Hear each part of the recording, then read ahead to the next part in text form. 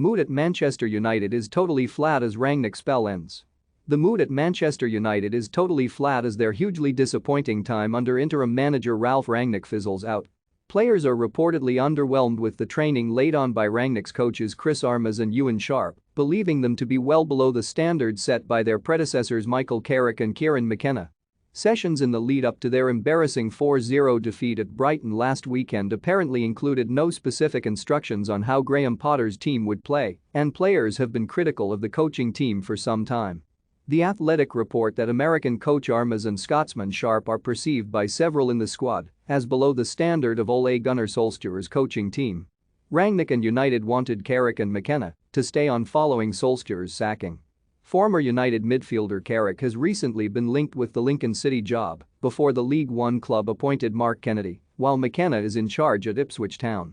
Ahead of the Brighton match, training reportedly consisted of small-sided games at half speed, set-piece drills and some running, but little tactical preparation on the opposition. That proved highly costly as United's defense was repeatedly torn apart at the Amex Stadium and they got off lightly with just a 4-0 loss. It came as The Sun reported that two players allegedly had to be pulled apart during a training ground bust-up in the wake of the Brighton shambles, with tempers boiling over as a result of the dismal season. United have just one game remaining in their season, away to Crystal Palace on the final afternoon next Sunday, and need a result to avoid finishing 7th and the indignity of playing in the Europa Conference League next season. The Athletic say that Sharp, who worked under Armas at New York Red Bulls as an analyst and then assisted the American coach at FC Toronto, has particularly struggled with the huge step up to United. Rangnick and his whole team have been unable to exercise a great deal of authority over an expensively assembled squad at Old Trafford, and the season has quickly unraveled.